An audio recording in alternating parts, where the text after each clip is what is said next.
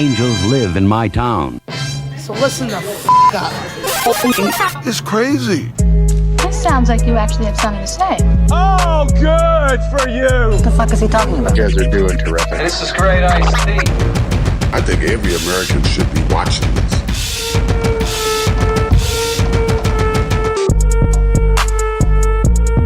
All right, what's good, everybody? This is Niagara's #1 podcast, Angels Live in My Town. We're back with another fresh episode. Always. We got Mike D in studio today, everybody. Hello, good sir. Big show today, everybody. We got a lot going on today. Always. Good guest coming up, too. We got some guests coming up. We're going to talk about Shane Gillis on SNL last night. That was crazy. That was pretty funny. I'm glad you told me about it, Mike, because I probably would have never watched it until you told me to watch it. So yeah. I really did enjoy it. Yeah. So that was good. You know, a reason to watch SNL for once. We got Why Bud Light's Still Gay coming up on the show. We're also going to be interviewing comedian Tyler Morrison. That's a big one, Mikey.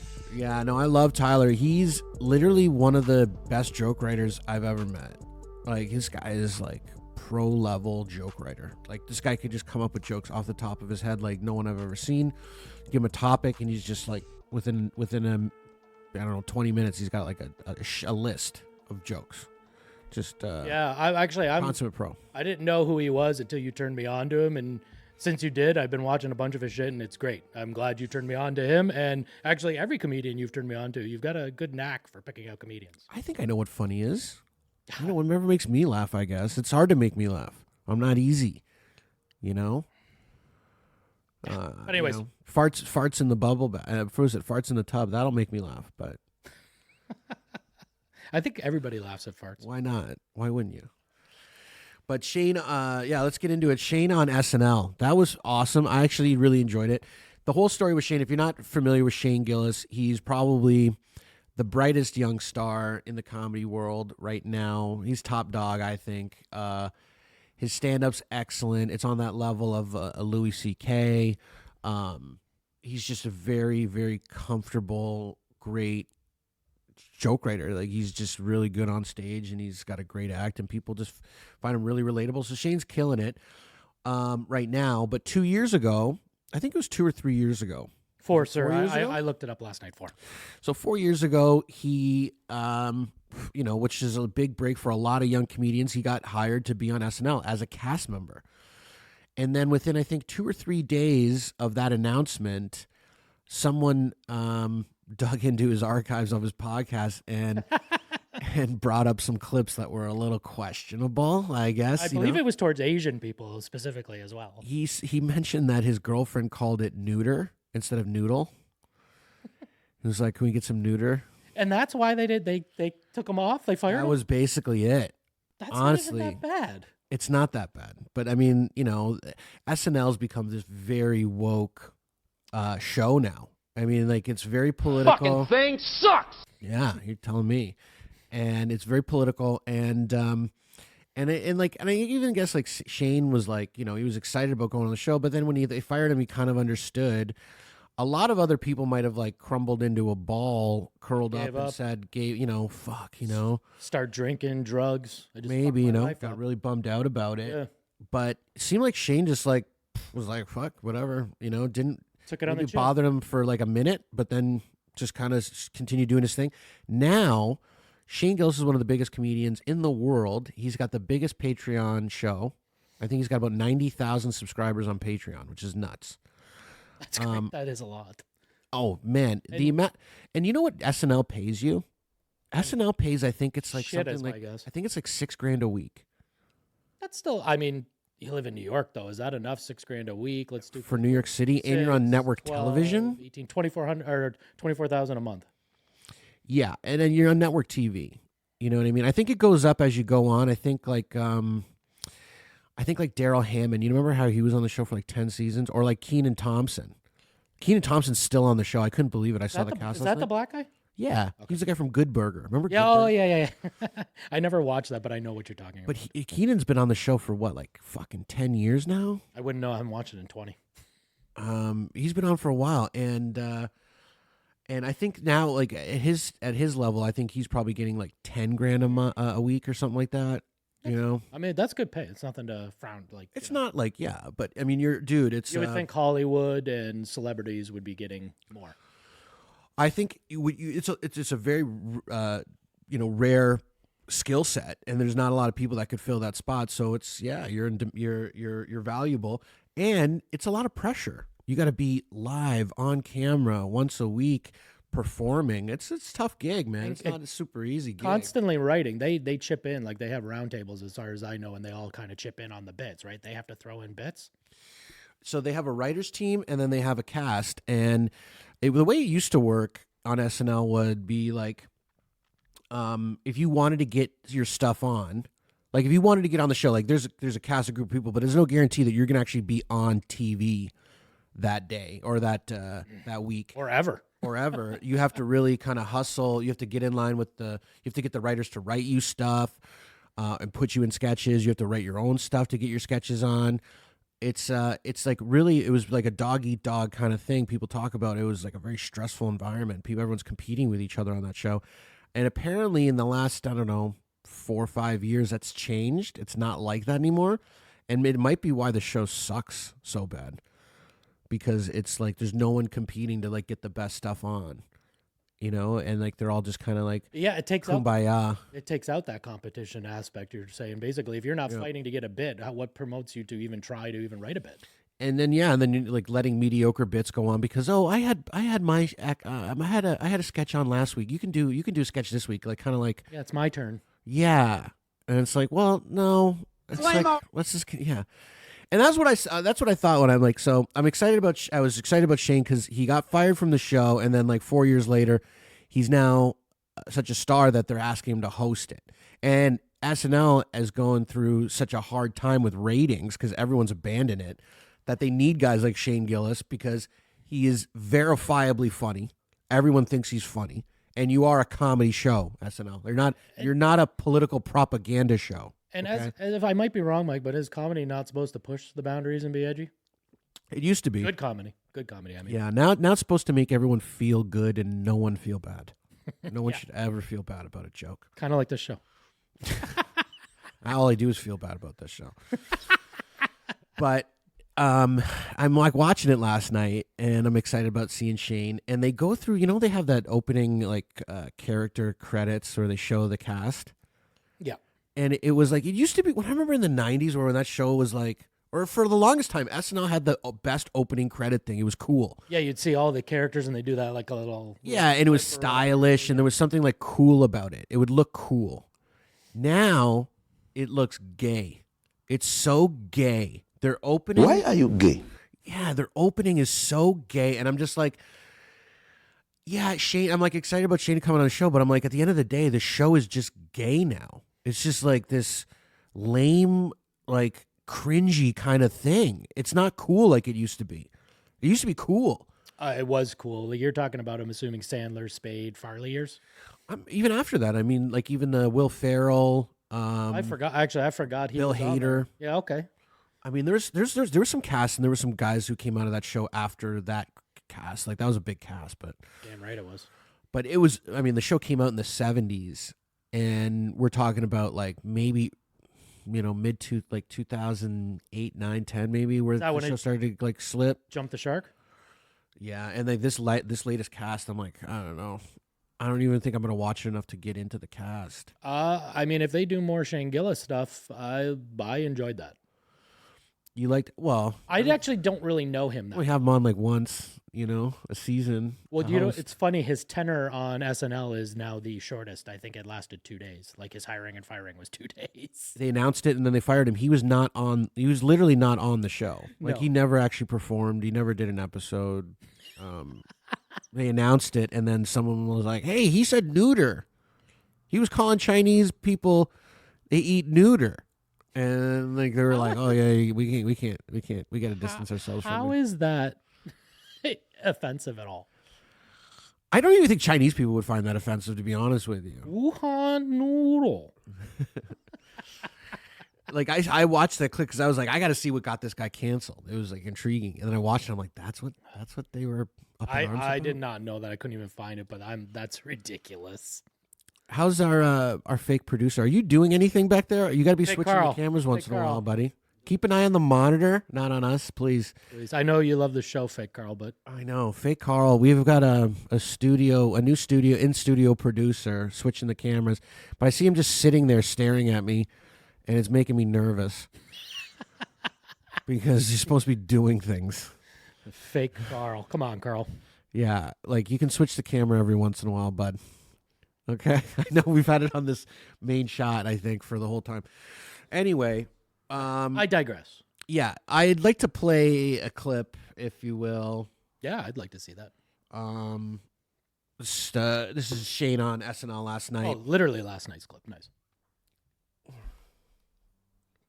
Where the fuck is my mouse? Right in the top left.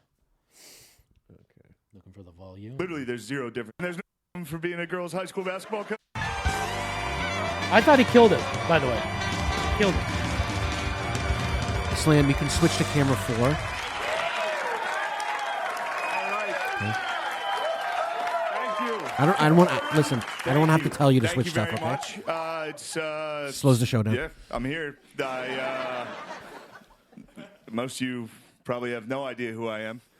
I was fired from this show a while ago, but if don't look that up, please.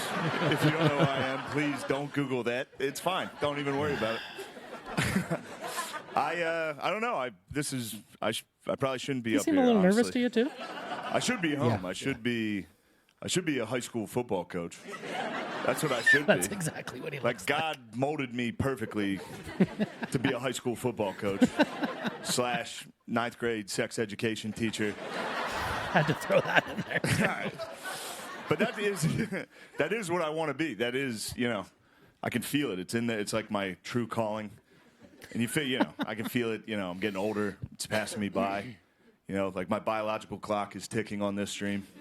How like when a woman's biological clock is ticking, she sees like a baby in a stroller and is like, "Oh my God, your baby!" Like that's how I am. If I see like a big 15-year-old, I'm like, "Oh my God, look at the size of that kid." With the right coaching, that kid could be something special. I'm telling you right now. I come from a long line of coaches in my family. My father is actually a volunteer assistant girls high school basketball coach. He's actually here right now. You get him on there? He's hilarious. There he is. What did I just do? Shit. There's my dad, the volunteer assistant girls high school basketball coach. The face he's even making. I thought it was funny. classic. All right. You don't think that's funny to bring my dad See, here like to it make fun points, of he him for being a points girls that high out school that he basketball doesn't think coach? it's funny. All right. But do you think that that's a laugh track? I know we kind of discussed this prior a little bit to the show. I'm seeing smiles from the people behind. There's this Except- redheaded chick here that does not crack a smile. I think through the entire time. No, But I don't know that they normally are belly laughing back there. They're usually pretty subdued little giggles. I don't think that's a but he points out major that. indicator. But it sounds like the crowd's really roaring, right? So that is a laugh track, I'm assuming, over top of the actual crowd, right? I didn't know that they used a laugh track because that seems pretty odd that they would because they have a live studio audience and it's kind of disingenuous. That doesn't mean that they don't at SNL, right? I don't know that they do or don't. I don't know what they do. It's just funny to me because if we keep playing this, he does continue to say that, right? He's like, "Oh, that didn't go as well as I thought it did." Yeah, I mean, he mentions that the room is very well lit and he can see everyone's face and that they're not enjoying it. But I don't know. It's hilarious, so I can't imagine people not. I thought laughing. it was super funny the whole It was way. a really good monologue. I really enjoyed Shane on SNL. That was really good. I envision like a lot of people probably like that he's brought back the word. I think he says in his thing retarded a gazillion times. He also says cracker. He brings on words that they probably don't say on SNL, and I bet you there's a lot of frat boys or young men in their 30s, 40s, 20s even being like, fuck yeah, about time someone on SNL is saying this shit. Yeah, the way he used retard wasn't even in like a bad way. Like, No. he was saying that his sister didn't think she could have kids, so she adopted 3 black kids. and then got pregnant and had a Down syndrome kid. And he was like, my fantasy is in the future that she's in school and some kid calls her a retard. You can't play with us. Says retard, you can't play with us, which wasn't, not part of the funny joke. Like, you don't laugh at that part. And he goes, and then 3 black kids come out and beat the shit out of him. That was the joke. He goes, that's his fantasy, that some kid's going to call her a retard so that her brothers, her adopted black brothers, are going to beat the shit out of this kid. So that was the joke. It was funny, and it was like, I mean, how else do you tell that joke? You can't. Right? Like, if the kid's picking on her, he's not going to use a delicate word like, oh, you mentally challenged person, or whatever politically correct is, saying for Down syndrome people now. He's not going to use that. He's going to say, yeah, this is what kids fucking say. They're going to fucking say, hey, retard, you can't play with us. Oh, yeah, definitely they are, man. You remember being in a playground where those flown around like crazy. And I think kids still today, you still do that. I mean, you call kids retarded all the time. It was like, even if they're not retarded, you call them retarded. Like, it's like everyone says that. Everyone does that. It's not like, and everyone wants to act like it's up in arms, like oh my God, how could you say that word? I mean, it's like the N-word or something. I don't think it is, but I mean, like to them it is, yes, I guess. Saying retard, a big fucking deal. And he's got a lot of Down syndrome jokes in his act. He guess he's got Down syndrome people in his family. Well, that is legit, or I thought that was a joke. I'm not sure. I don't know. Oh yeah, he's got a bit about his Uncle Danny, who he says will sneak grilled cheese sandwiches into restaurants just in case they don't make them. And then he'll go like, we'll be at dinner and be like, he sees Danny like sneaking a cheese sandwich out of his pocket. And they're like, Danny, where'd you get them cheese? Where'd you get that cheese, Danny? And he's just like, he's making a face like, Like, that reminds me of the tater tots. And then Danny's dad's like, he's making him at night. I know he's making him at night.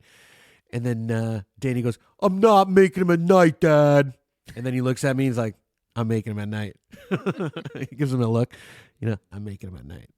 It's a good bit. He does it very well. And he claims that Down syndrome nicked him. Yeah, he dodges it. He's like, I dodged a bullet there. He goes, it nicked me, though. It nicked me. It got me a bit. And he mentions how his Down syndrome niece, they always comment that it looks like Uncle Shane. I thought that was really good, man. I thought it was a good set. What I really liked about it, too, was because I think everyone thought he was going to do what Norm Macdonald did, which was Norm got fired. Yeah. And Norm got fired, and about a year and a half later, they asked him to come back on and host the show, and Norm comes on, he does his monologue saying, they fired me for not being funny, which under normal circumstances, I would have had a pretty decent lawsuit, but this is a comedy show, so they got me. And then he goes, but how did I go from not being funny enough that they wouldn't even let me in the building to a year and a half later that I'm so funny that I'm now hosting the show? How did I get so goddamn funny? He goes, well, I realized I didn't get funnier. The show got really bad. And it was a really good, like, oh, fuck, oh, shit, mic drop moment. People loved it. And then I think a lot of people thought Shane was going to come out and do the same thing. I think they probably thought, he did make a brief comment. At the beginning, yeah. Made a brief comment and then moved on from it, just focused on the act. I like that he did that because I think it was kind of predictable for him to like be like, hey, you guys fired me and now you guys have, and like make some bit about like I know, that. But I know everybody thinks I'm going to just come in and do this. Yeah. So I think I like that he did that, and it looked like it was a lot of pressure and stress for him, and I think he just handled it really well by just kind of just doing his job. Like, I don't think he tried to do anything that got him out of his comfort zone or anything. I think he just kind of went in there and just said, like, let me do what I do, which is tell funny jokes. And then he was good in the sketches too, man. He's good in sketches. Buddy, some of those were hilarious, some of those sketches. I was wondering, like, while I'm watching it, if you wrote any of them, because he does the sketch thing on YouTube. If you haven't seen it, check out Gilly and Keeves. It's a sketch show that Shane Gillis and his friend Matt Keeves does. Is Keeves a comedian too? Keeves is like a guy. He's like kind of like me. He's like a producer guy. Okay. I don't know if he does stand-up comedy, but these guys put together a sketch show that is like one of the funniest sketch shows I've seen since Chappelle Show. It really is. It's very, very funny. That's a bold statement. It's very funny. I should pull up one of those sketches. My favorite is ISIS Toyota. Good ISIS. All right, listen. Okay, so this is the ISIS Toyota sketch. This is fucking hilarious. Have you seen this? No, I don't. Hello. Buddy, I just got I'm turned Bob on to him. ISIS I of heard of ISIS him, but Toyota. just turned on to him And recently. we have a great collection of pre-owned certified Toyotas. But there's one thing I want to make very clear, and it's that we have nothing to do with the terrorists over there in the Middle East right now. And that's why we are the good ISIS. All right, listen. You gotta lean into the ISIS thing. It's a good marketing tool. It's a great marketing tool. I agree with Barbie. I think you should be like, here at ISIS Toyota, we'll behead the competition. Yes. No, we're not doing Yes. this. What are you guys talking about? We're not wishing death to any of our enemies. We are wishing death to high prices. Me and Barbie, we can hold AK-47s. Yeah. No. That would be That's fucking so hilarious. cool. So I'm holding an AK-47, she's holding an AK-47. You're like, we got the best Toyotas, and I can be doing that like terrorist turkey gobble thing. You know what I mean? We're like, good at it. Enough. At ISIS Toyota, we have nothing to do with Abu Bakr al-Baghdadi and his vicious gang of thugs. All we're trying to do is put you into an affordable, pre-owned, certified Toyota. people don't respect you. To the youngsters, I know you're Is that having Keeves, fun. the guy with the I used to have fun myself, but there's something you need to know. Stuff like that, that's a load of crap. That's a load of crap. Can I be in a commercial? No. Come on, why not? Why? It's because I'm black? No, it's not because it's because your name is. Orenthal James Anderson. And at ISIS, we don't price gouge. But if we find a competitor with a lower price, we'll kill them. Cut that. We're not doing this. You don't love OJ? What are you saying? He did it? No. He's a God damn it! All I'm trying to do is get you into a Toyota. We made this. Jesus fucking Christ! Put this great? away. Put this away. We're in the commercial. Look at it. Where's this in the commercial? He's Why not? got the I wore it best on the with bus Bob here, down dude. there. You know how hard that was for me? You wore this on the bus? Yes, I had to bring it That's here. dedication. Do you know how hard that is to get off? It costs more than the damn car. Like, you're That's blowing it here. dedication. Like, you're really, yes. Would you quit it? Quit it. I'm losing money on half these things. Because you and your punk ass kids come down and fuck with our shit. You want an AK-47? Stop fucking with our Toyotas. Come down and buy them like a man. Head of ISIS issues threat. I'm under a lot of fucking stress. I'll go fucking nuts. We are closed on 9/11. If your dad was real ISIS, you'd be up in heaven right now, covered in virgins. Yeah. But instead, you're a fat fucking virgin covered in used Toyotas. Yeah, that's what I Okay? So, I'd like to what do you got? fucking rip Oh your my fucking God! head. Come down to ISIS Toyota or I'll fucking kill myself and everybody here. Honestly, dude, It's he's such so a good funny. sketch. I think, like, I don't know. Like, this guy's a fucking genius. I love Shane. So funny, dude. I've never seen that one. That one's great. All right, y'all, settle down. Take your seats. Now, as most of you know, our conference has decided to integrate this That season. looked old though. How long's he been doing this? Settle down. As long as I'm head coach of Chapel Creek, I promise you this will be a white football team. That's right.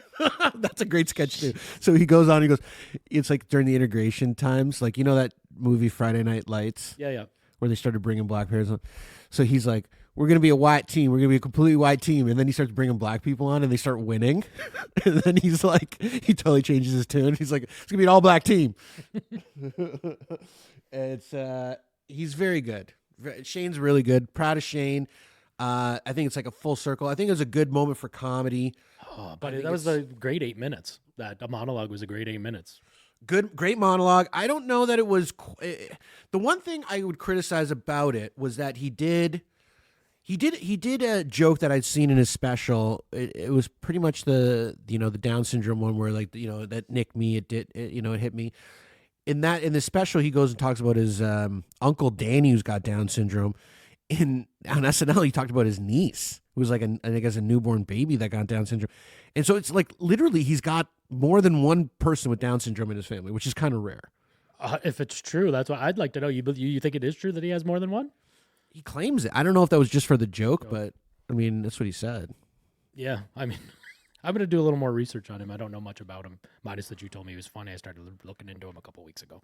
Yeah, I think a lot of people are going to get on to the Shane train.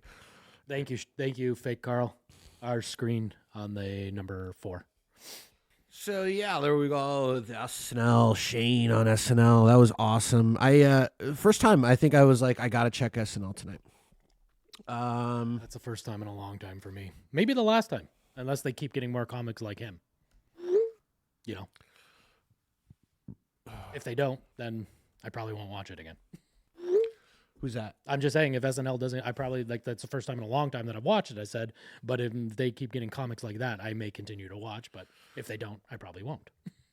Yeah, I don't know. I mean, it's an interesting host. I just think the cast is really kind of, yeah. There's just too much diversity. Is that the issue? I just think it's like diversity for the sake of diversity isn't good. If everyone was really funny on the show, I wouldn't care what their background was. But it was just like, oh, here's the token Asian guy. Here's the funny's funny, right? Funny's funny, but like I noticed that the girls they're casting on the show are hot. Like they're attractive ladies. That's interesting, huh? It used to be like they used to get like Sherry or Terry and Molly Shannon, who were like they weren't ugly, but they were just like funny. Like they were like very. They were physical. just too funny to not worry about being hot. They were never like look at Molly Shannon and be like, oh my god, that girl's so hot. But I kind of find Molly Shannon attractive though, bro. You can find her attractive, but like I just don't ever. I didn't see her on that show like that. Like these girls today that they're on the show, I'm like, wow. There's one bit there was one sketch called Fuglia, which was like a sex doll that was ugly. It was like they were marketing a sex doll that was on not SNL? attractive. Yeah, it was on last night. Oh, I didn't catch that part. And he was like, my old sex doll was much hotter than me, and I always felt intimidated and couldn't perform. But now look at Fuglia, and I'm like, and they had like the hot girls on the show, like dress like pretend they were like a sex doll, and I'm like, she's supposed to be ugly, and I'm like, she's not that ugly. Like she still looks hot. Like They couldn't even ugly her down. They couldn't even make her ugly. They tried to. It just was like she's sexy. I don't even know who these girls are. I just saw them for the first time last night. I'm like, there's attractive ladies on SNL. Yes, sir. Well, attractive enough to keep watching. Maybe that's their ploy. They get hot girls because the comedy stinks to try to get people to watch the show. I mean, I might watch next week. Maybe it's turned a corner. Maybe they're gonna start, I think that's edging it up. Maybe that's their hope with this. Maybe this is the turning stone, TSN turning point. I think they need to. I think the show's getting such bad ratings that they, it's getting to the point where they're like, should we cancel this? We can get bigger ratings with like fucking. Should we dig up Gilbert and bring him back? Gilbert? That's the only edgy comic I could think of right now off the top of my head. He's dead. That's why I said dig him up. That was the joke. Oh boy. They should get Ben Bankus on the show. Yeah, it's maybe a matter of time. Ben's going to be touring. A big shout out to Ben. Ben just got his U.S. visa. He's going to be touring the States starting in March. That is big news, bro. He's basically cracked he's probably Canada's, would you say, top comic? I think so. I mean, I think he's hilarious. I love Ben. I think he's one of the funniest guys I've met. He sells out every show really much in Canada at this point, and got quite a big following, more than most comedians in Toronto. And his tickets went on sale, I think, a couple of days ago, and he's already almost sold out of a bunch of shows. Like New Jersey's almost sold out, New York's almost sold out. So. I wonder they're going to probably love him in the States even more than here, is my guess. Yeah, I mean, I think so. I've been saying this about Ben for the last 5 years, Mike? 4 or 5 years, yeah, sure. Yeah, so. Buddy, he's fucking awesome. He's Canada's best comic, in my opinion. But Ben's a great comic, very, very funny, very edgy, and very brave soul. Yeah, he is not scared to say what's on his mind. Okay, Mike, I think it's time to talk about this Bud Light thing. Shane Gillis kind of rolls right into this, doesn't it, Mike? Yeah, because Bud Light has, in order to get back their frat boy image customer, their clientele and that frat boy image, they've hired Shane Gillis to be like their spokesperson or like their, what do you call it, like ambassador or something? I guess the same thing they were kind of doing with Mulvaney or whatever. I think it's the same I don't think it was, no. No, totally. They never gave Mulvaney this kind of deal. Well, I think they might have if it would have went well, but it kind of went south.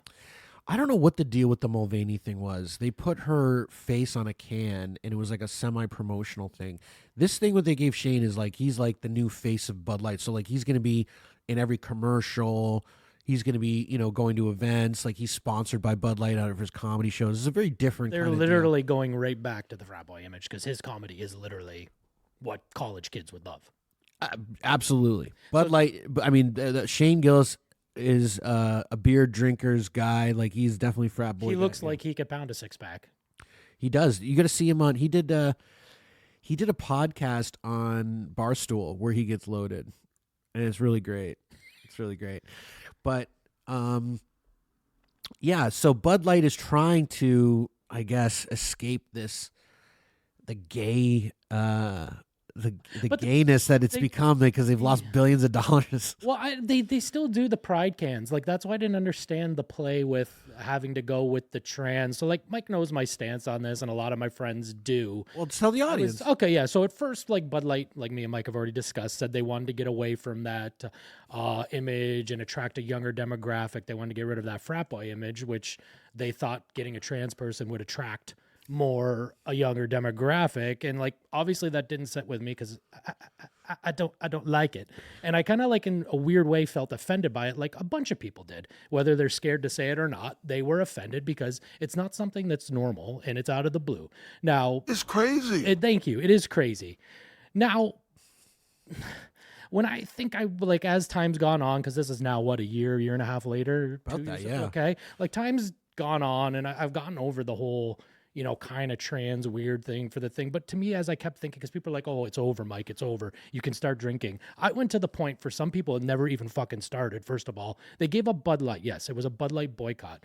But like Anheuser-Busch still has numerous products. I, and Mike can attest to this, have given up Anheuser-Busch products. I will not drink them. Mike is the most hardcore I've ever seen. He will not drink an Anheuser-Busch product. Any product from Anheuser-Busch. Like, and he loves some of the beers, like Land Shark and I like Land Shark, Goose Island. Goose Island. I mean, they make some good products. And Bud Light used to be, or Bud itself was the king of beers. And I would always start with, you know, a nice tasty, and then I would move to those as my beers for the rest of the night. Okay, but now, like I said, the trans thing rubbed me the wrong way at first, like it did millions of people apparently. You boycotted it. I did, and I still to this day am boycotting it. But I've thought deeper into it. Like I said, a year and a half, 2 years later, I mean, the trans shit bothered me. But like to me, beer is something to be enjoyed, an excuse to spend time with friends and family. And now Bud Light or Anheuser-Busch, let's say, has now taken that away from us and made it, when I hang with my friends or was my friends or family, they've made it an argument or political. And now I can't forgive them for that, because now they've ruined beer drinking into a certain point. When someone's drinking a Bud Light or an Anheuser-Busch product, it is now like an argument or a political thing. And they've ruined beer, and I will no longer knowingly drink Anheuser-Busch products, because they've ruined beer drinking for some people, especially me, when friends get together and someone's got a Bud Light and they're, hey, stop being a fag, or hey, why are you drinking that, right? You know what I mean? You've been hearing people get into arguments, and they've ruined beer drinking to a certain point. So now if those products aren't around, and let's be honest, there's tons of other products that are just as good as the domestic piss that Bud Light is putting out. But you were saying to me that you still think it's gay. You still boycott it. Like you're not buying the Shane Gillis thing. Oh yeah, because they went what from transgender to trans fat. That's not an apology. No offense to Shane. I'm a fat guy too. I'm a little heavy too, Shane. Me and you have a very similar build. It's true, but like, it's a good joke, Mike. Thank you. A very good joke. I do like that joke. But like, I mean, like, I just like they've ruined it, and I mean, even still to this day, someone will come in and a good friend of mine will say, "Why are you drinking that Bud Light?" to another friend. What are you, gay? I mean, it's just, and then it starts a whole debacle. And Mike knows I hate political talk, but this whole world we're living in a political world. Yeah, it's getting too political. Now you've taken that Bud Light and Anheuser-Busch, you've stolen that from me. And you can't be forgiven. There's nothing they can do to redeem themselves. There's nothing they can do to get you back as a customer, Mike. Like I said, Mike, I mean, I will not knowingly drink a Anheuser-Busch product, and nothing can get it back, because I found other beers now to substitute after my craft couple. I can switch to a Miller Lite or any other beer. There's just as good as beers. I mean, there's Labatt. I've now taken a liking to Labatt. So whatever, man. I'm not over it, but I am kind of. It doesn't sound like you're over it, and it doesn't. You said you'll never get over it. You'll never go back to drinking the beer. I don't need it. That's it. All right. They've stolen something that can't be replaced. Now it's always going to be a political thing, because we never forget. I don't think you need to defend your stance. I don't think you need to be like justify it. I think you can drink whatever the fuck you want, and if for whatever reason you want, I don't think you need to qualify that shit. But I do notice that like a lot of the times we go to fucking sporting events, concerts, that's all they have. And that actually happened to us. Where like we were at which concert was that, Mike? Was it the hip hop show? Oh, in Rochester, New York, yeah. And we go to the beer booth, and they only have is Bud Light. And Mike's like, no. And then I walked 3 floors up. They go. We were on the floor. He goes, I don't drink that. And then he goes, is there other beers? And they're like, yeah, there's like another stand that has these options. Genesee, because we were in Rochester, right? And so Mike walked another like 20 minutes to go get a different beer. That's how committed he was to not getting this fucking Bud Light. Whereas I'm like, I'm just saying. and for me, I'm like, well, it's the only beer you have here. Like, I'll just take That's why I said it. For some people, it was never really a boycott. What do you got to say there, Fake Carl? Is it only for the beer, or what about Budweiser stage? Would you still go to? That's a good, very, very good point. Like I said, I will knowingly not try to do that, but yeah, I have been to a concert at Bud. Well, actually, since the boycott, I have not, but that wasn't because it's just they have no acts that I wanted to go see there. Yeah, that's why. How's the camera switching going, Fake Carl? I noticed you're not switching much. Your hand should really be on those buttons the whole time, and don't leave it on a camera for too long. I said don't switch too fast, but don't make it boring where it's on this one camera for too long. He's learning. It's hard to. I know, but it's like we have one shot at recording. We can't go back and re-edit. I know. So I just want to make sure you're. Just do your best, Fake Carl. Just do your best, Fake Carl. We got a new producer in studio today, and we're calling him Fake Carl. Yeah, because he's not really Carl. Because Carl abandoned us. Yes, he did. It's all. You knew that was coming, right? Yeah. Okay, so So anyways, Bud Light is to us is still gay. That's all I'm saying. I mean, they've stolen friends and family discussions and ruined beer drinking when they come out. That's all I'm saying. Well, you could say Bud Light did that, but you're the one that took the stance. Yeah, they did do that. You don't think that they made, if you were holding a Bud or an Anheuser-Busch product at one point and it became argumentative between certain people? Me, I would just say, why are you drinking that? And I would not argue with people. Buddy, you're the one that always says, I don't drink that shit. Why are you drinking that? It's gay. Literally what I just said. And then I move along. I don't argue with people. I tell them that they shouldn't be. Yeah. And you make a point of telling people not to drink the beer. So it's not just something that you don't care about. It's like, you're like, you shouldn't drink this shit. Yeah, I get your point. I agree with that. I'm just saying. It's going to give you AIDS, I think you told somebody. I've never said that. I would never wish that upon anybody. That's awful. No, you said Remember Vincent Gallo? You said the beer's so gay it'll give you AIDS. I've never said that. That's a good line, though. I think you just thought of that one on the spot. Well, no, I think I've heard that. Not for me. I don't know. It's actually really funny. I'm going to start using that, actually. Okay, well, I Anyways, agree with good, you. good. I mean, I think I think Chris, it was a Kid Rock, taking a semi-automatic rifle and opening up. That was super entertaining, by the way. Letting it rip on a case of Bud Light was like, that's what got this whole movement started. Where people are like, fuck Bud Light, they're done. Yeah. No more. We're putting trans. I think the biggest thing that bugged me about it was like, trans people don't drink your beer. They don't. Maybe they do. I don't know. What's the difference? Trans people don't drink beer. I don't know. They drink cocktails. I think that's what they like. They like cocktails. See, he's just thinking of these up. Where'd you write these? They don't drink beer. Have you seen a fucking tranny drink a beer before? Maybe, I don't know, to be honest. They're so well disguised now, I don't think that Dylan Mulvaney's ever had a Bud Light in her life. Yeah. She was just stoked to have her face on a can. She's like, look at me. Bud Light loves me. I would have loved to do that. Well, they had some sort of deal with her, and the worst part was they put it during March Madness, too. Like the most manly time of the year for gamblers, and that's who they decided to pair up. No, I don't know if they took a boycott or not. But that boycott still exists. Like, Bud Light is still feeling the repercussions of that boycott. They apparently lost billions. Yes. Like billions. And they'll say that they were going down anyways. Bud Light was not, but it went way quicker than they thought it was going to be. And let's see if Shane Gillis can turn around. I think Shane Gillis is a funny dude. But like I said, that's not really an apology. Not that they owe anybody an apology. They fucked up. They fired people. Yeah. Yeah. Okay. You know, Mike. I get you. I get you. Well, I think it's time we should take a little shutdown and get our guest buddy. Yeah. Talk him up a bit. Let's get this guy on here. I'm excited. Coming up, we have Tyler Morrison. This guy, you might not have seen him. You probably heard him. You probably heard some of his jokes. You've definitely heard his jokes. Tyler is in good company. He's been a comedian for a number of years now. He's traveled, toured, opened, and written for some of the biggest comedic names in the biz. Example? Andrew Schultz. Beautiful. He's worked with Bob Kelly. He's worked with Shane Gillis. Actually, he's sent me pictures of him and Shane hanging out.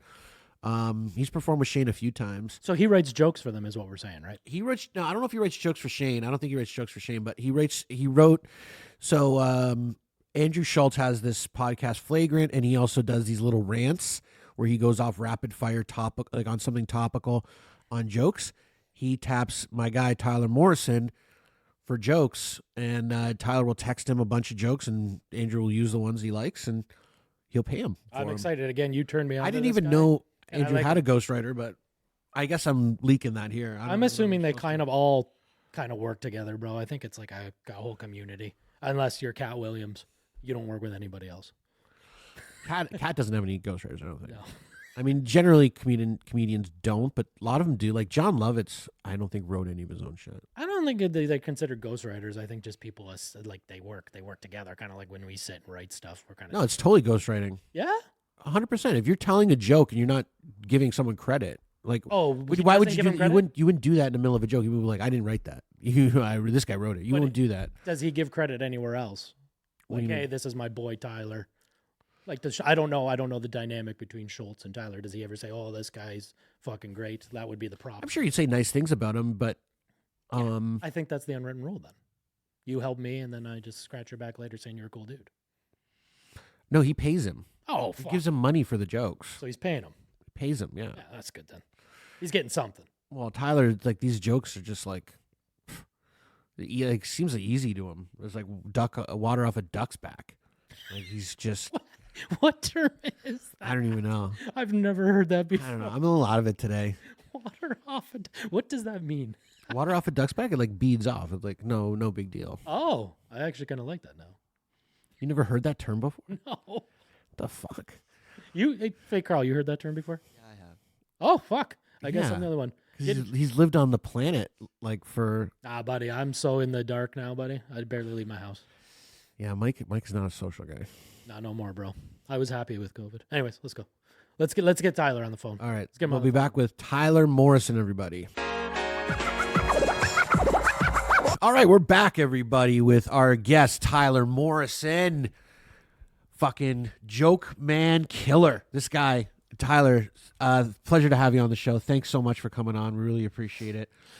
Hey, thanks for having me. Oh no, this is awesome. I'm super excited. So what's going on in the world of Tyler Morrison these days? I know you got some shows coming up. We want to pick your brain on a couple of topics, but sure. Just kind of give us a rundown of what's coming up for Tyler. Yeah, so I've been doing just a Canadian tour called the Running Rampant Tour. Been working on that and kind of just taking it across. Like I was just up in Northern Ontario this weekend. Had shows in Timmins and Sudbury, and then I had a show get canceled last night because there wasn't enough snow and no one could snowmobile to the bar. That's fucking crazy. Global warming is real, apparently. I'm for global warming. I like the warmth. I'm doing that. I have a new stand-up special that's going to be coming out this week. Actually, I don't know when this airs, but it's going to be out on Tube. It's called Pimp Daddy. And that comes out on Wednesday, the 28th. So I'm looking forward to seeing how that's received. I'm stoked to see that too, man. I can't wait to see your special. Yeah, we shot it a while ago. There's a little bit of bullshit happened in post-production, but we got it on track, and finally it's coming out. So I'm excited. Nice. Was that the one? Was that the one I sent you footage that I shot for you? Was that part? No, of it? that's it. That I'm gonna do that one also. I'm gonna put that one out soon. That's just like a 20-minute kind of mini special. This one's like a 40-minute one that I shot in a theater. Oh, so it should oh, be nice. Nice. lots of content coming out soon. If you're a fan of my comedy, it's I mean, who wouldn't be? I mean, you're hilarious. I've been telling Mike that you're one of the best joke writers I've ever met and I've ever seen. Oh, thank you. I appreciate that. No, you're incredible. Like, it's just amazing, like how you could take a topic, any topic, and just come up with joke after joke after joke after joke. It's just incredible. It's like a real pro at work. You could see it. You could see why He's who quick. you are and everyone else isn't. You know what I mean? Yeah, I love just kind of coming up with as many different angles on a joke, seeing how you can, flesh it out or expand it. Yeah, I started off really sort of as a lot more one-liner type comedian, and then, you get into those longer sets, and it's hard to do that. And I could do it, but it's really a lot of memory work. So what I would do is I'd sort of I'd have that one joke that I come up with, and I'd write tags to it and multiple jokes on the subject, and it just becomes a bigger bit. And but really, if you watch my comedy, you can see that like every line is designed for a laugh. There's so many. It's like rapid fire, like punchlines. like laugh after laugh after laugh. It's like You're hurting that after pace you of- leave his show. Your stomach. Oh man, like he's very, very funny. Like every joke, you're right. It just lands and it's next after next. It's like rapid, It's just really you don't have a ton of time to get up for air with this guy because he's just I bombarding. try and create a wave of momentum. I want it to be wild in there. And you got 40 minutes of that. 40 minutes. Yeah. Wow, that's hard to do. So, and then the pimp dash, it's a little bit more. I would say it's a little bit less like the stuff that you guys have maybe seen of mine. It's a little bit because it's in a theater. I do a little bit more facial expressions. You can let the jokes breathe a little bit more in the theater. It's sort of. Yeah. It looks a little bit like a Louis special, actually. Just it's very stripped down. It's simple, and it's it's not a lot of bells and whistles. It's just comedy in a theater, and it's fun. I do some more stories too. I tell a little bit more long form in it. That's great. But there's definitely lots of punchlines. That was the one thing when I started doing some more storytelling is I wanted to make sure that the laughs were still in that story all the way through, right? Like I still don't want to go too long without laughs. It's important to be that's what they came for, right? Exactly. And I think it also fuels you as a comedian, right? Like it gives you that kind of feedback that you long for really as a comedian. You want that laughter, and it keeps you in that headspace that keeps it going, right? That keeps that momentum going.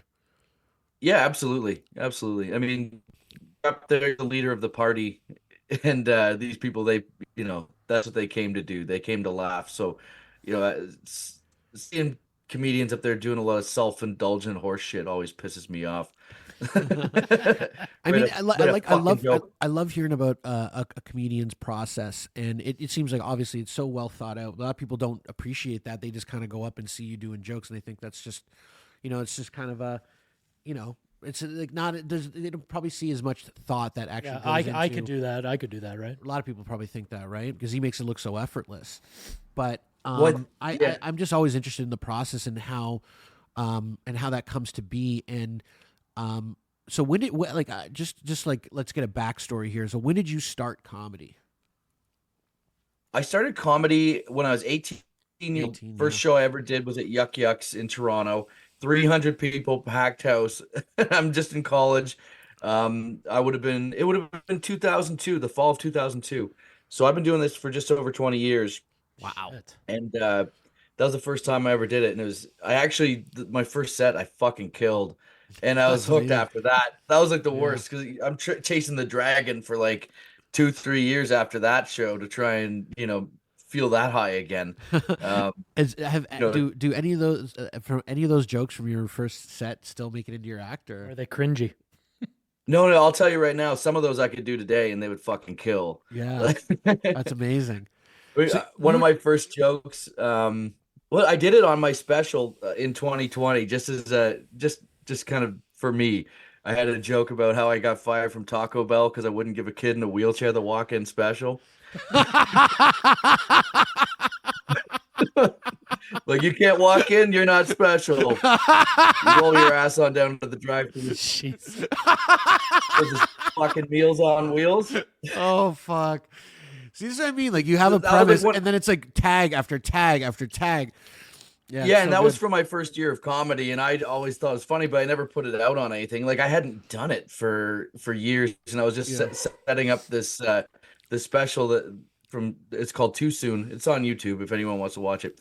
But I was setting that up, and I'm like, you know what? Like this is a funny fucking joke. I haven't put it on any of my other shit. I'm just gonna throw it out there.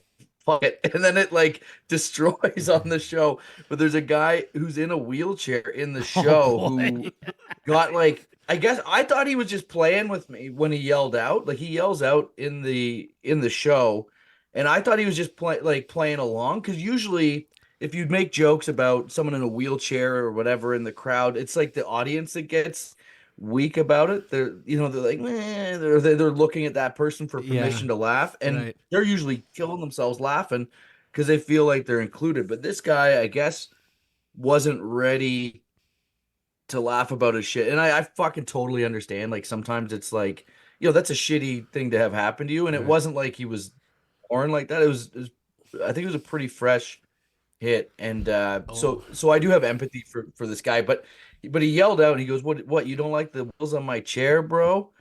And I just stop and I look at him, I'm like, what, you're in a wheelchair? Stand up so we can see you. And it was just so fast. I had no time to think. I was just like playing along, but it was like, when you see the clip, you're like, oh, that was like the fastest gun in the West type shit. Like it doesn't always happen that nice. But the fact that it was on the special was good. I felt like Val Kilmer in Tombstone. And he was, but I guess he was upset. Like they had to carry him out of the fucking show because it's in Yuck Yucks Toronto, and it's like, it's like it's like downstairs in like a basement. Yeah. I wonder if he went to Taco Bell afterwards. Yeah. Oh my god! There were just so many people that were walking out during the taping. It was a fucking bloodbath. That whole special was. To me, that means you're doing something right. Approximately 30 people, I think, walked because they're upset, and then there was like my fans that were there were getting kicked out because they were too drunk. So very on brand. That's awesome. That's awesome. Have you walked a room like before? Like, have you done that many times? Oh, buddy. So the first big walkathon was I was performing in Toronto. It was the Gladstone Hotel. So it's a little bit of a hipper, Queen I know West. Gladstone. Yeah, it's right. Queen West. It's like the Queen and Dufferin. Is that where it is? Or Dufferin and... It's a little further from the Drake Hotel. Like I think it's like yes, yeah. Yeah, so it used to be there's like this side room there, and the side room at the Drake, or not the Drake, sorry, at the Gladstone was a good little space for comedy. Yeah. But it is a very hipster spot, and to give you an example of how hipster this room is, that night we couldn't do comedy in the side room because someone had double booked a poetry reading. Oh boy. so the poetry dudes are all in this little in the show space where we normally do. So we had to do our show out in the bar. Okay. The bar area. And no one knows that comedy's about to happen. So it's a little bit of a comedy ambush when that happens with an open mic. No one gives a fuck. Right. And people were, I would say this, they didn't care about the comedy, but they certainly weren't being respectful that, hey, there is a performance going on. Right. And so I was kind of annoyed by this. And that's when all the poetry people, their show let out and they came into the space. Now, the host who was hosting, Sarah Hennessy, very good friend of mine, longtime friend. We started out together in comedy. She was emceeing, and I remember people were blocking her from getting to the stage. They were in her way. There was just no effect. And so when she brought me up, I think I was the first or second comic, and everyone's just talking and being rude during the show. I fucking unloaded on this crowd, and I wish I was there. I think I walked 50 people. Holy shit, that's amazing. But it's a good chunk of the crowd. Yeah, it was every single audience member except for the comics, and probably a couple comics. That's great. But all the comics that were sitting at our table before I watched them get up and move to another table because they didn't want to associate with me. They're pissed off at me for walking the audience, but really I was just I was fucking doing vigilante justice on that fucking room. Yeah. So all these guys get up like little weenies, and like you guys are, you've been around Ben Bankus, so you see kind of how these type of people operate and disassociate, and they, they're really snooty about it. Well, that was happening to me way back then. So Yeah. so I have an appreciation for comics that have to deal with this, and I remember going back down. The only two people that didn't get up were Jeff McHenry, who's one of the fucking best ever in Canada. Check him out. And K. Trevor Wilson from Letterkenny. Obviously, people know him. He's great. And they didn't get up. They stayed at the table. So I went over to the bar and I just bought a whole bunch of pictures and just put them right down on the fucking table to let everyone know that like these guys are drinking for fun. I mean, I was in overdraft. I had no money at the time. Like I was fucking broke. I bought those guys drinks all night long just to fucking run little douchebag comics. That's awesome. That's awesome. Well, I actually find that comedy, there's an honor involved. I know Ben doesn't like to like, even though, we all have our opinions of other comics stuff, he doesn't like to trash other comics. And then when a comic's doing a set, if you're a comic, you're just respectful. You're just like, be respectful of this comic doing their set. And I think that there's this kind of code, right? Like where, we each show each other respect because that's what we'd all want, right? It's kind of a thing, right? Yeah. And then when you long enough, I think that you start to realize that, like, okay, so when you're coming up, you're thinking, okay, maybe I'm like a darker, dirty edge comic, and these guys are like little hipster, alt comics or whatever. And, you don't really associate in the same circles. But at a certain point, like the weak ones fucking fall off. Like the good ones are still around. Right. From when you were, the guy at comedy, and you just all comics and you respect each other. So it's like you respect the real ones that stick in it, and we don't all have to be the same style. That's what makes comedy great, is everyone's all different styles. That's what it's about, is being different and sharing your unique vision with crowds, and other comics. They can take it or leave it, but it's at a certain stage you realize, oh, we're all kind of running our own race here, and it's cool to see, oh, this guy's been in it, he really cares about this, so there isn't the petty bullshit that you see on the way up, and like the posturing. It's all fucking, it's nonsense. I'm friends with Chris Locke and Tom Henry and those guys. When I see them, I got nothing but respect for those guys. They're the, Adam Christie, one of the funniest fucking dudes. They're all different style of comedy. But they're real comics, and they're running the race. You don't need to fucking tear down people.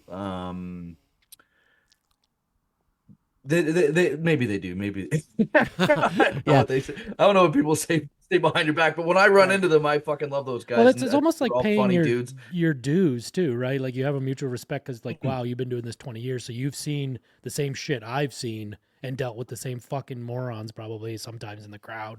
So there's a mutual respect that way, I would assume. Yeah. What do you think? What do you think the biggest? Well, we all joke about each other, like we bust balls. That's like a part of respect. You know what I mean? But then there's guys. Yeah, absolutely. there are guys who don't really fucking respect, and they clown too. But at the end of the day, when you run into these guys, you're just like, oh, that guy's that guy's not so fucking bad. I built that up in my mind. That guy's a fucking right. So it's not that. In your opinion, like, what do you think of the Toronto comedy scene? Toronto comedy scene, I think overall, we have one of the best comedy scenes in the world. But I do think that there is an overwhelming pressure, or the word pressure might not be the word, but like there's people concede to doing safer jokes because of the lack of opportunity in this country. In America, there's so much more industry and opportunity that that the industry have to compete. So the industry plays a little bit more to the public. In Canada, it's just like six, or there's not many big there's not many big festivals, there's not many TV. Is my internet messed up? We've had a bunch of dropouts, a little bit. It's a little bit choppy, but I thought it was Mike's Wi-Fi. But maybe, I don't know. Where are you located, Tyler? I'm in Bracebridge. I'm up in Muskoka. It's probably my Wi-Fi. Yeah, just that's kind Because of. it's his feed. It's not. I don't hear us cutting out. You know what I mean? So let me know if I need to go He's back. responding and say to something our again. questions instantly. You know what I mean? You're good. Go ahead. Okay. So so what I was saying was because there isn't so many opportunities and jobs for people who are in the industry plays it safer. So it creates safer because they don't want to be. I do think that there is like a negative light quite often on dark and dirty comics in Canada from within the community. So but overall it's a big enough scene that there's room for everyone. Yeah. Everybody can eat.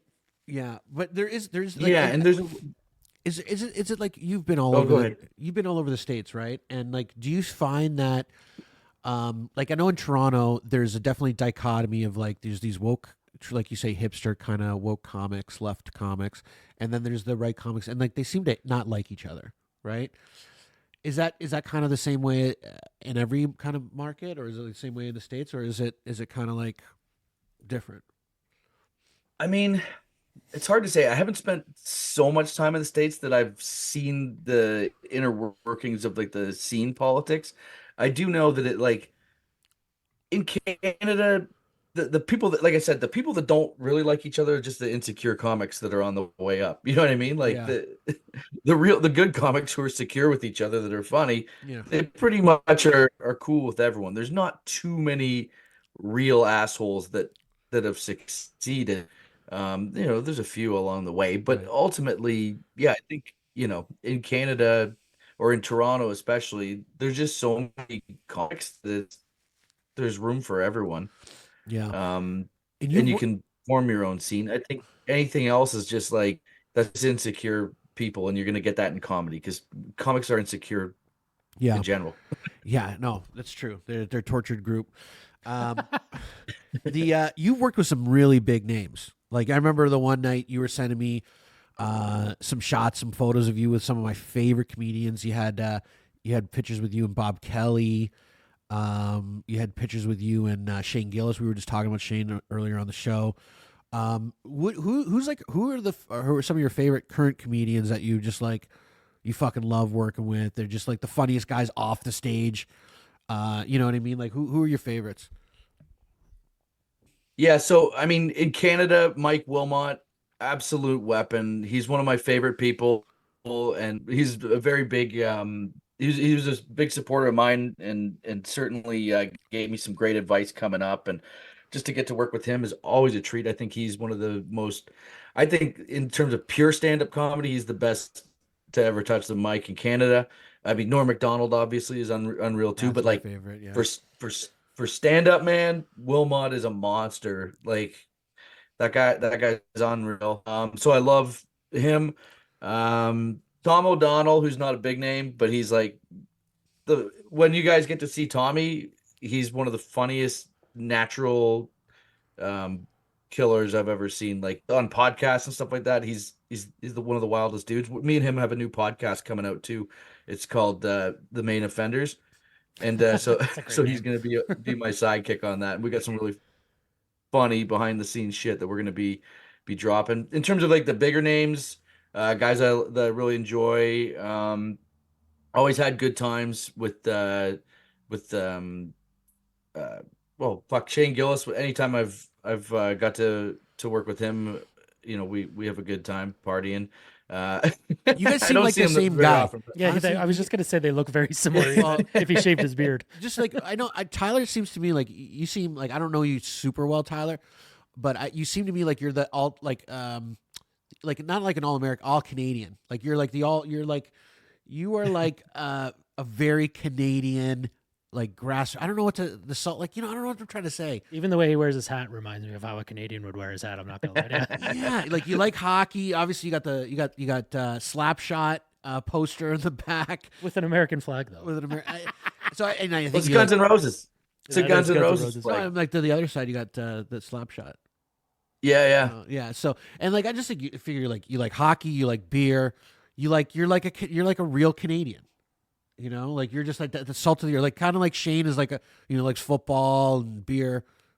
I don't know, football, beer, hockey. Yeah, I know what you mean. I know what you mean. Yeah, we don't fuck around. Yeah. Did you watch him on SNL last night? I did. Yeah. What'd you think? He did a great job. I thought it was really funny. Saturday Night Live's always got their pros and cons. That the opening sketch that he wasn't in was fucking like really corny. It was bad, dude. But then when he did his monologue, it was like that's exactly what I thought he did a great job. I thought he was killed super it. I funny. thought his monologue was awesome. Yeah, it was a very funny. I thought it was really good. It was endearing too. I think the people that hate Shane Gillis, when you watch that, how do you fucking hate that guy? That guy's a fucking. He's a really good guy, man, and he's cool. And so I was hyped to see that. You mentioned Bobby Kelly. Bobby Kelly's always been super fucking cool to me. Like I did his podcast in New York. I think I sucked on that one, but but I do think Bobby is a gem. He's so funny off stage. Like he's like old school New York ball buster type guy. He's very quick. I love hanging out with guys like that. So I met him like 6 years ago, and I was really in good shape at the time. And he goes to me, he goes, man, you're really fit. And I go, yeah. I go, you know what the secret is? He goes, what, AIDS? That was pretty funny. I was like, I didn't have a good comeback for him. Yeah, you're stuck. I was like, no, I don't have AIDS. Well played. Well played. Yeah.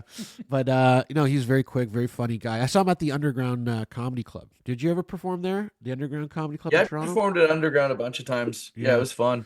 I don't think it's still around cool. anymore, is it? No, it went under after it's ironically once pot legal in Canada, all that shit got shut down. So yeah, fucking Trudeau. I was gonna ask you too about like, do you have like a threshold in terms, or like, what's the barometer for deciding whether a joke goes too far or not? Do you know, or do you just don't care?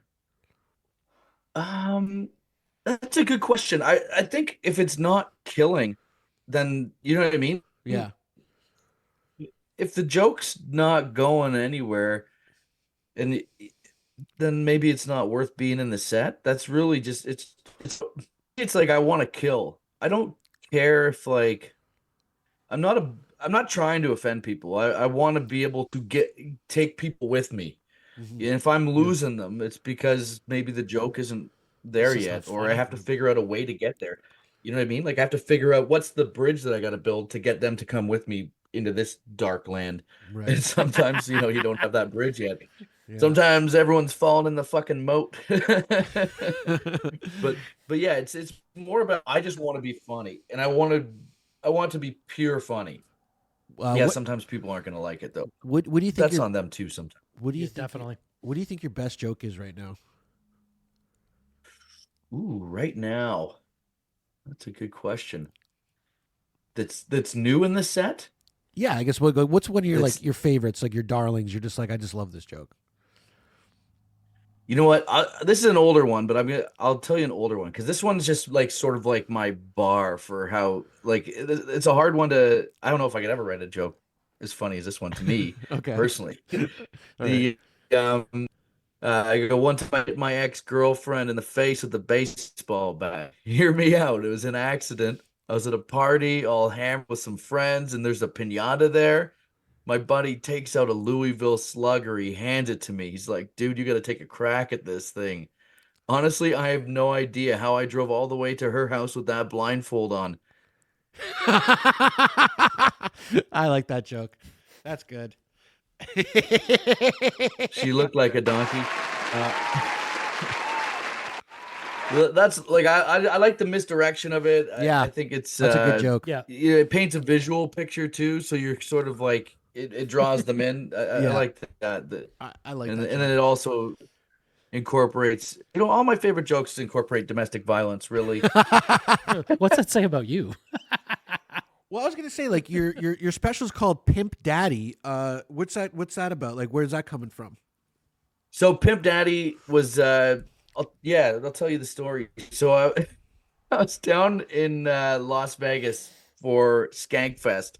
Oh yeah. And this was like a couple years ago. I was just down there like checking it out. Like Aaron Berg, who's a friend of mine, he got me on for a spot on his show with him and Luis Gomez, and so we're flying high. We're having a good time. Just drinking at Skankfest. Then we end up going over to the casino, and it's me and a couple of my really good friends who work with me with my production company, and Ryan Long and those guys were with us, but they kind of fucked off into the casino, and there's a bunch of comics in there partying, but we're sitting at the bar holding court, and these 4 prostitutes come wheeling over, just available for curbside pickup. Nice. They come over and they start trying to get us to go with them, but we're being pretty responsible. We're all in relationships and stuff. So we're just like, nah, it's all right, thank you though. But because we're being funny, they start hanging out a little bit, right?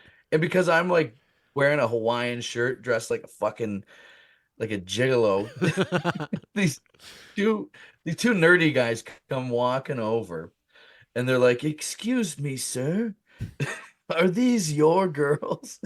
I'm like, "Oh my God, here we go." So I look at them, I'm like, "Hell yeah, they are, bro. How can I help you?" Yeah. So they're like, "Well, we'd like to inquire about their services." Oh, gee. And so I said, "Well, you got to answer a couple questions for me. Where's your hotel room?" And they're like, "Well, we're right across the street." I'm like, "Okay, that's not too bad. But how many guys do you have up in the hotel room?" And they go, "Well, there's 6 of us total." I said, "Okay, well, we got 4 girls here, so this is how it's going to shake down. The girls are going to negotiate their prices, and you guys are going to be total gentlemen. Because mark my words, you do not want me having to cross that fucking street." And they're This like, is hilarious. "Yes, sir. Yes, sir."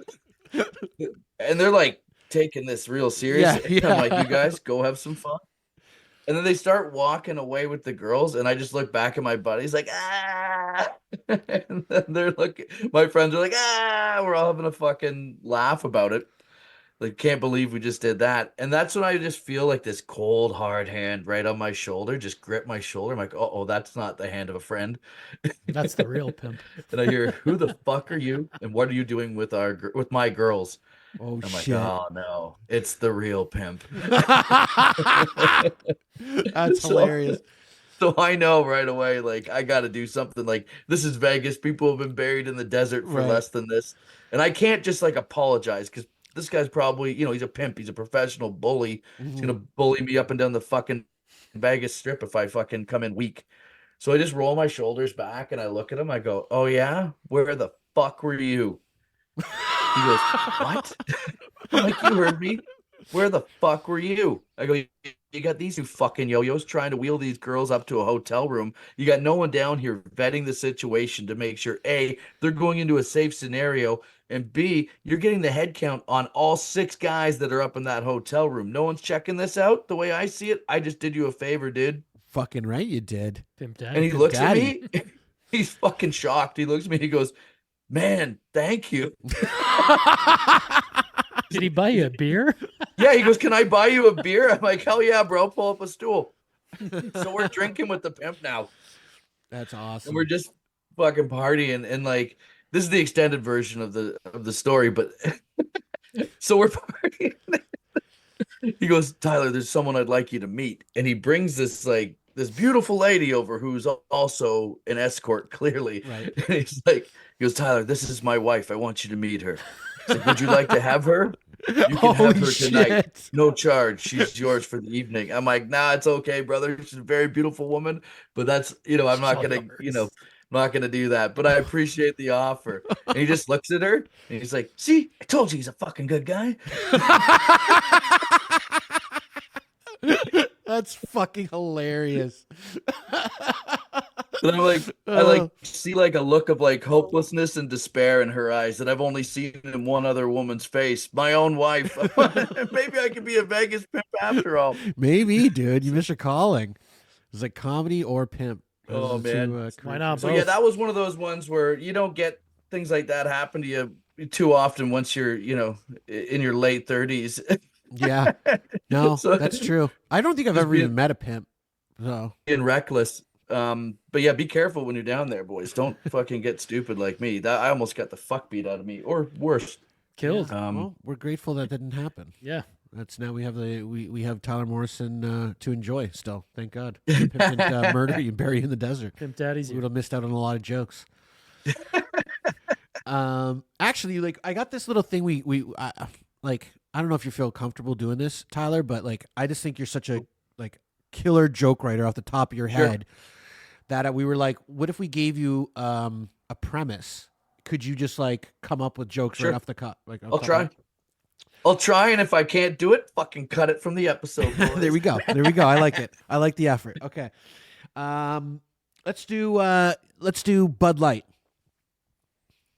Okay, Bud Light. It's hard to do Bud Light because I've fucking already got a bunch of jokes I wrote about Bud Light. Okay, well, I mean, you could do them, but like, okay, let's do Pete Davidson. Oh, Pete Davidson. Yeah, fuck. So yeah, Pete Davidson. I always thought the Pete Davidson Kanye feud was like overblown. Like Kanye thought he could just fucking kill Pete Davidson because he's like a rapper. It's like, dude, fucking Pete Davidson fucking kills rappers. Fucking 2 words, Mac Miller.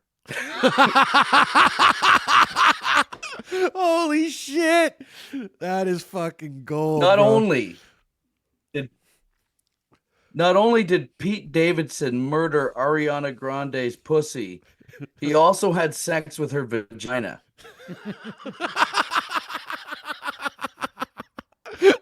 Holy shit. Wow. Okay.